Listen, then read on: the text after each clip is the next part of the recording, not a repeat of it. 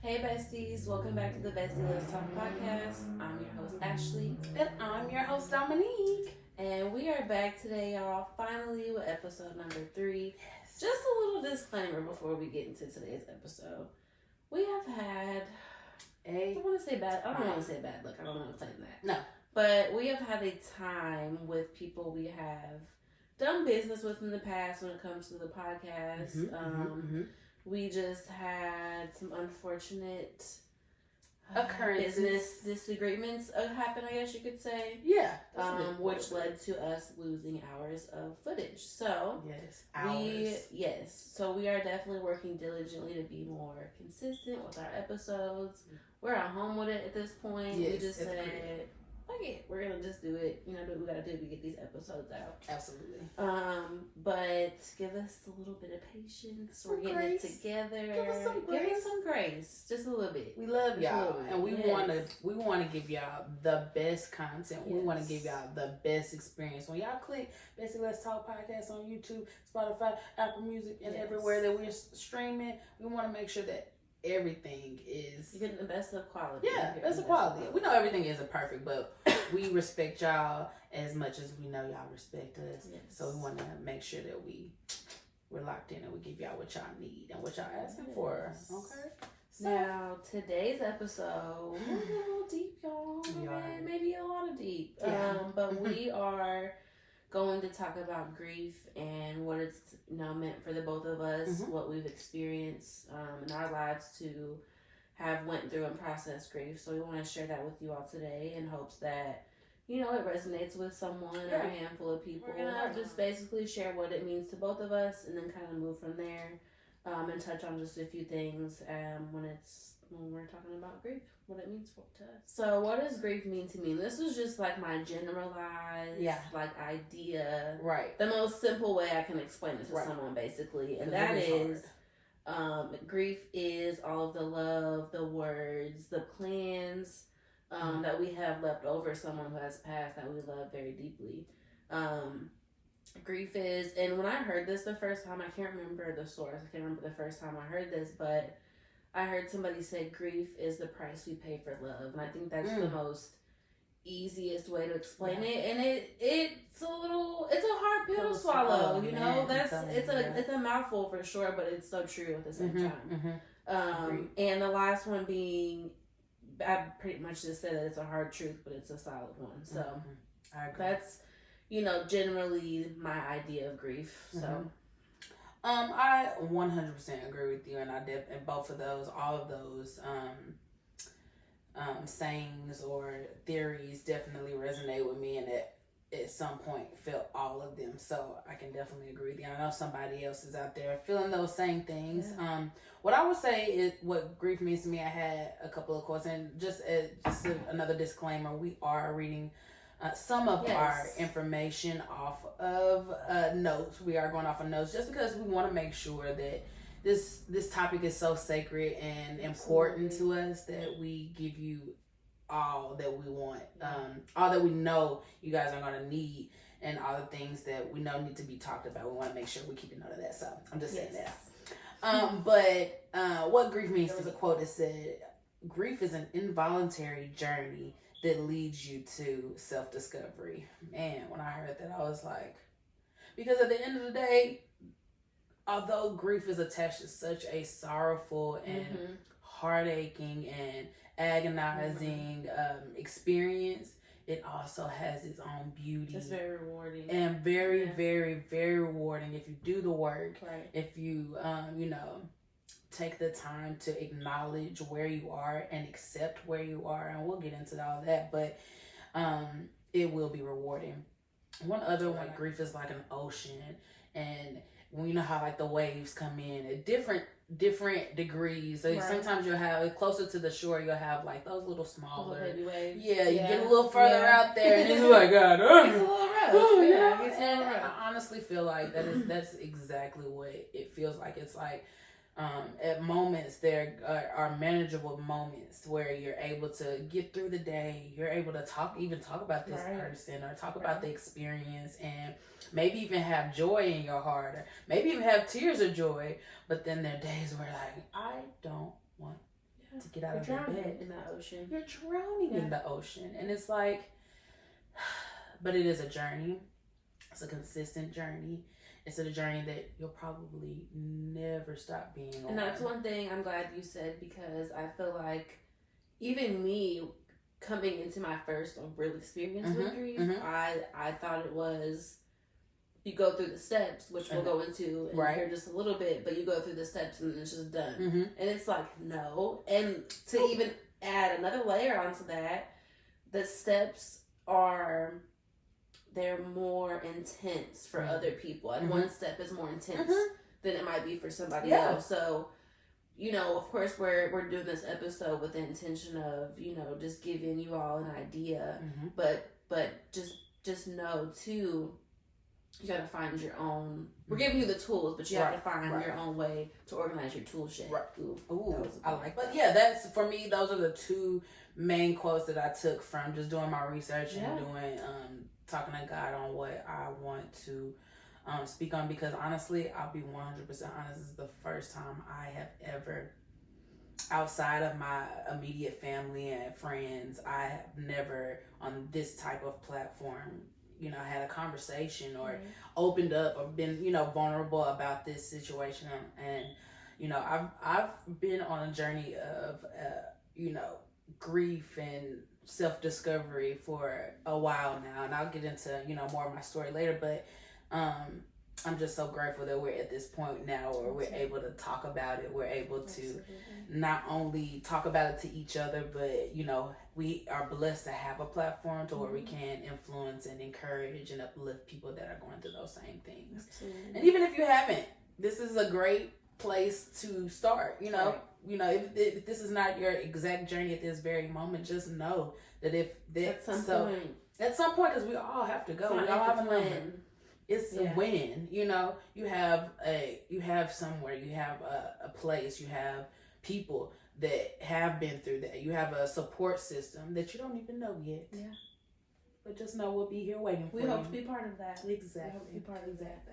So, but from there, before we get deep with it, I guess you could say, we basically want to touch on how, you know, how we both learned that grief doesn't necessarily, it's not necessarily triggered or brought on solely by death. And her and I have had many conversations, and she's been been here with me through so many different chapters of my life. And for my personal experience, you know, an example of that is going through my divorce. Right. You know, I was with this person for 10 years. Yeah. From 19 until 20 something. Don't charge it to my, what's the saying? Charge it to my head, not my heart. Yeah, but a 10-year plus relationship, having children together, moving away from my home. Yeah. And him being moved across the country. I moved across the country. Yeah. I did. But I was in it. I was willing to do that, you know what I'm saying? But when I was going through my divorce, I thought that the hard part was over because I left, because I made a decision. And I was so wrong because, I mean, like I said earlier, you think about it. I spent 10 plus years with this person. Number one, we had future plans together. We had future plans with our children together. And those were all things that I had to let go of. And there was days where I would wake up and I thought I was experiencing, you know, what I thought was like depression, which is definitely a part of grief. Yeah. But then there were days I wake up and I'm angry. And as time went on and I started moving through that process, I realized, like, damn, like it feels like he died. Yeah. Yeah. It felt like those first, you know, and it wasn't just the first night or the first week. It was experiencing that through every birthday that we were supposed to be celebrating together. Through the holidays, Christmas, you know, I remember feeling super sad on those days and feeling like even though this person is alive, I feel like they have died because I was used to them being right. They were what I was used to. Exactly. You know, for 10 years. 10 years, that's a long, and especially the age time, kind of that, like 19 or 20 something. That's like a really big chunk of what you soak in from the world and who you perceive yourself, to the world. And isn't it crazy how, or not even crazy, but isn't it beautiful how we thought that we knew who we were in those moments, and to see years pass now, like, oh, didn't know shit. But just to touch on what you were saying though, is knowing someone. I think it was what's his name, Kevin Gates. Mm-hmm. He was like, have you ever experienced the death of someone that's still alive? Yes. And man, I was like, yes, hell. And it's like, it's almost, I don't want to say it's harder, but it's almost more. You have to work at it. It's more of a frustrating process because it's like, damn, this person isn't dead, but they are dead to me, so it feels like they're dead. Yeah. And even to take it a step further, like, not only people, but even situations, like expectations, right? So me personally, as far as like alternative grief, if you will. That's what we're gonna call it. Alternative grief. And I've dealt with that. I've dealt with that many a times. I would say more profoundly with the relationship with my father. Yeah. As he's all I've known, is to be the first man that I'm supposed to, be up under and fall in love with and learn all these things from. And I never had that. Yeah. So I had to realize that the expectations I had for that relationship had died. And that in itself took me on a journey of grief. I had to retrain myself to not necessarily lean on my own understanding, but I had to stop leaning on my own understanding, because for years I would pray, God, please be with my dad, be with his heart, let him be able to hear me and understand me in a way that we're able to cultivate a relationship that's needed, because it's needed. I'm not walking around here saying that I don't need my dad. I know I need him, so what do I need to do? And I used to think that it all fell on me. And it wasn't until, I've grown deeper in my faith and grown deeper in spirit, I realized that it wasn't, although I do still pray for him and I will continue to pray for him, but it's not necessarily, all my focus shouldn't be on praying for him. It was more so, I flipped my perspective and started more so praying for myself. Yeah. God, please be with my heart. Which opens your eyes. Which opens my eyes to let me know that the people that I've given all that power to dictate my happiness and understanding is not real. Right. It's within me. Right. So again, I changed my perspective, and I'm like, instead of praying for all these things for him to change, I'm like, God will change that in me. If it's not meant for him in this moment, in this season, to be changed in that way, change me, so that I don't continue to hurt myself. So I don't continue to have these expectations that are just, honestly, let's be real, never gonna happen. Yeah. And that's so. And now I'm secure and confident in knowing that because I don't have, or just because I don't have those qualities and traits that I expect in my physical realm, Father, I have that and more in my spiritual Father. And I promise you, I'm not preaching. I ain't trying to sound like but I'm speaking to what I know is true. And as I said before, that journey of grief does send you on a self-discovery, which sent me on a self-discovery. All I know is that on this journey, you are going to be tested. On this journey, it's not going to always look as what the status quo may be. So although we're saying grief, it doesn't necessarily always mean that somebody has physically died. So that's just what we were speaking in allude to, and I'm glad that we both have. I know you'll probably hear this and be like, they glad they going through test and trial. Absolutely. And it's y'all will hear us say this a lot throughout these episodes, but like, our friendship is, you can't tell me it's not divine. It wasn't divinely set up the way it was, because we have so many of the same stories and things that we've gone through. And like you were just talking about your dad. Like I, within the last few years, have gotten back, cordial with my real father, and I love him to death. I would be completely brokenhearted if something happened to him. And, when I started coming back around, he took the opportunity to kind of sit me down and tell me about his childhood and his upbringing. And it wasn't in a way where he was trying to make up excuses. He wanted me to truly understand where he, where he came from and who he was. And I'm so thankful for that. But like you were just saying, you kind of agree with the idea or the expectations of your father. Right. And it's not that I'm grieving, but I feel like because, I won't even say because we haven't spent time together, because there are daughters and fathers that spend time together and still don't have a connection. But something I've had to grieve is having that connection with, my dad. And like, as you know, and I'm not going to go too much into detail because, again, I want to be respectful, but my stepdad is who originally raised me, but when I grew up and I started, thinking for myself, I started growing in spirit and asking for discernment. He was showing me certain things, and I was touching on my divorce. That whole process, it pretty much, it brought on all of my past trauma from men, all of it, all at the same time. Ooh. And it sucked at first. It wasn't a good place to be in because at that very point, uncomfortable as hell. Because at that very point, I had to take accountability for my role in my relationships. But I also realized that it wasn't necessarily all on me. Exactly.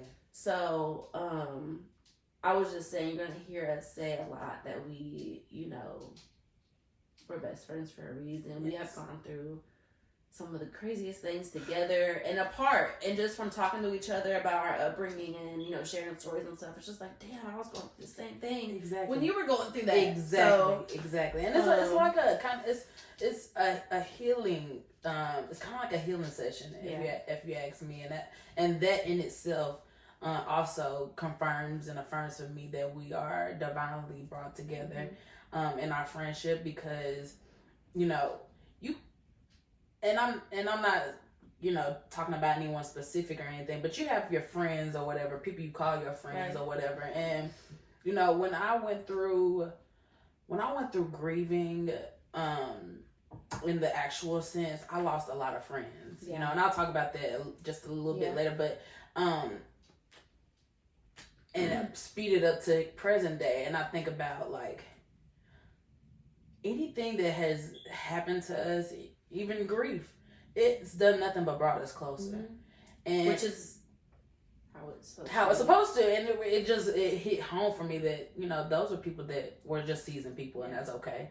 And grief, and that is something to expect, guys. Grief will weed out the people that truly are here for you, whether it's physical realm grief, whether it's someone that you love dearly passes grief, it will expose it. And you know what you do? You go with it. You listen to it. Because you're gonna find yourself asking God, please remove anything that's not of you from me, from my area. And watch how fast. And don't be surprised if it's your bestie, Esty, to the rest. Supposedly. Yeah. I'm just saying. So, but also, now that we've kind of treaded the water a little light with that, I wouldn't even say kind of light, because that in itself, and we'll trust and believe, guys, the moment that we start getting comments, the moment that we start getting feedback on this, episode and conversation specifically, we definitely will have little side conversations and different things. So y'all get in with us. This is an open conversation. We're starting the floor, giving you guys our experience and what we're, going through and what we've used to get through that. And you guys feel free to give us all the comments, love, like, subscribe, share, all that stuff. But what were you gonna say, Bestie? I think that was pretty much it as far as touching on what do we call it? Alternative grief. Yeah. But the next thing, as we move into actual grief, deep shit, one thing I wanted to personally highlight was, how I've been able to understand and move through grief. And I feel like the first thing and again, this is just our personal experience. It's different for everybody, but these are the things that kind of opened my eyes and it made it make sense for me. But the first thing you need to understand is our purpose and the invention of our being. And you need to first understand that to be able to even comprehend what I'm about to say. And that is that we are not human beings. We're not human beings. We are spiritual beings in a human experience. So say that one more time, sister. One more time. Say it for the ones in the back because I want to make sure that they hear this. We are not human beings. We are spiritual beings living a human experience. Yes, we are. And that I feel like is another kind of, not a hard truth. It's just, it might be hard to digest at first. Yeah. We're trained to think that we're humans. And no, we are, what God say, He created us in His form. What did He say? In His form. No. God, He created us to be like in His image. In His image. God created us in His image. So if we're created in God's image, if God is our creator, we too are God's. It's a whole different episode, right? A whole different conversation. Right. But my point is, we're not human beings. We're spiritual beings living a human experience. Exactly. And with that being said, the flesh that we see, the skin, the flesh, is nothing more than a shell for our spirit and for our soul. Yes. And we love the flesh. Oh my goodness. We get so caught up on the flesh that we forget it's not even what really matters at the end of the day. Yeah. And it's gonna fade. It's gonna fade. Exactly. And last thing being is that energy never dies. We're spiritual beings, right? Everything is made up of energy. So when the shell leaves, when the flesh is gone, there's still very much energy left. There's still something, our spirit, our soul left over. It's just a shell that we don't see anymore. And I know that that's why death can be so hard it's hard, period, but it can be even harder for some that don't have understanding of what I just said. Right. Our intention of even being, our whole purpose for being created, you know. Exactly. But that's just what I wanted to highlight before kind of going into, you know. And I'll even just touch a little bit on the energy part, just because we are being transparent, and you know, I want to not only just talk about it, but give more when I have the chance to give insight or give actual testimonies behind what we talk about. And when it comes to energy, or you know, just an attest that our loved ones are still here with us. Maybe not in the physical realm, but like Asha said, you know, energy never dies. So, quick story. This is right before my 33rd birthday, which is just a couple of weeks ago. And I'm sitting in my room, minding my business. The house is quiet. It's me and Bo. And if y'all don't know yet, Bo is our chocolate lab. Yes. We love him to death. And it's just me and Bo sitting in the house, and he's right at the door. Most of the time he's gonna be right at the door trying to see if I'm gonna let him out or feed him, one or the other. But at that point, I'm just sitting in my room, and I'm just thinking about my mom, how much I miss her, and you know, just reminiscing, not necessarily in a bad mood or in a sad mood or anything like that, but just she was heavy on my heart. And so my bed was made up. I'm sitting on the edge of my bed, the front part of my bed, and I get this overwhelming feeling. You know how you know what you feel when somebody walks into a room and you have your back turned, so you can't really see them, but you can feel them walking in. I felt that, and as soon as I did it, I got up so quick and got out the room like, Bo, I went in the girls' room and got something random. I'm like, Bo, you finna come back in here with me, man? I don't know what that is. And as I'm walking back in the room, I look at my bed, and on the side, on the corner of my bed, there's a clear indentation on where it looks like someone has sat down on my bed. Mind you, my bed was made up already. No one had been in my room. No one had been on my bed other than me. And a clear indentation sitting right beside my bed, right close enough to me, arm's reach from me, sitting on the other side. And it's immediately, as soon as I saw that, I was like, hi, Mom. And I just sat there and I talked to her. And I just told her how much I wish that, you know, I hope that, you know, what I'm doing and how I'm living my life, she'd be proud of. And I remember I was a little tired. I was working night shift at that time. And I had laid down and I had this another overwhelming feeling and sensation of someone's hand on my back, in the sense of, I'm proud of you. Everything is okay. I'm right here.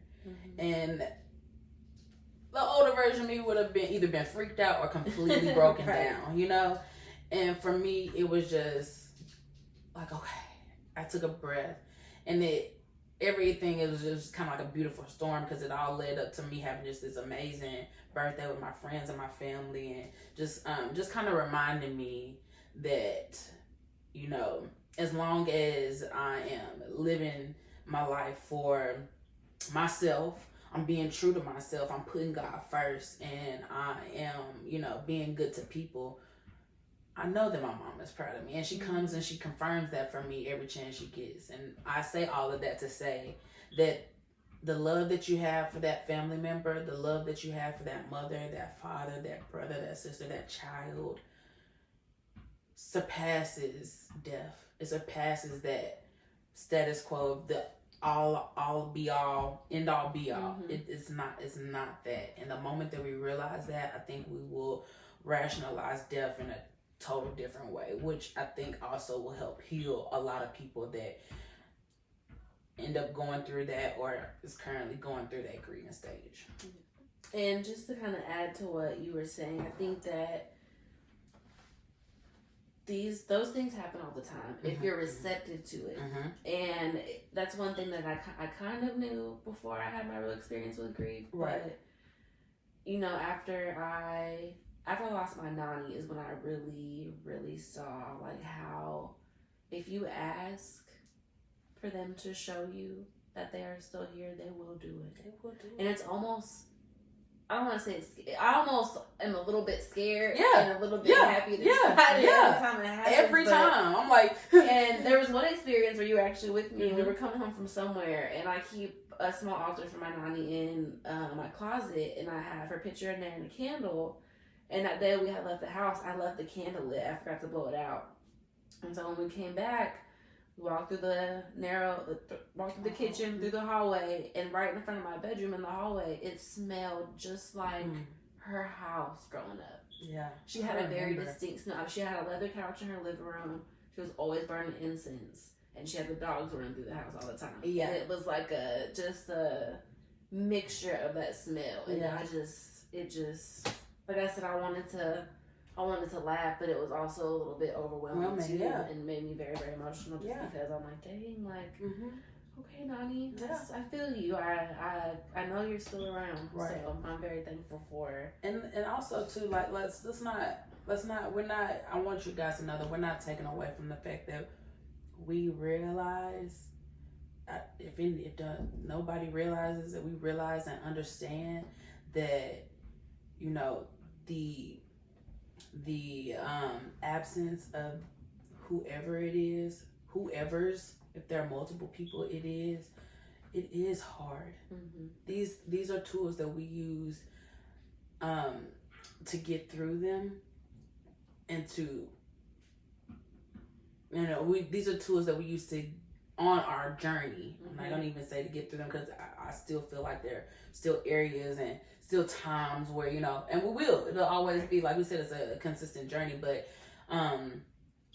please know that these are options, tools, things that you can use. It will never take away fully 100% that pain. And I just want to put that disclaimer out there. It's going to be something that you got to work at every single day. You have to get up, and before you even put your feet on the ground, before you pick your phone up, you gotta bring it to God, because at the end of the day, I'll be 100% honest with you. I didn't say this from the jump. I just kind of jumped into my story when I was talking about my mom. My mom passed away in 2011. She passed away of neuroendocrine carcinoma, which is a very rare cancer. It was out of the blue, nothing expected. Mom wasn't really heavy smoker, didn't really have the traits that I would think, or even that just regular people would think would grant her to have, stage 4 cancer. But so I'm very, when I say that I'm very committed to this topic, I'm very compassionate and passionate about this topic. I truly do mean that.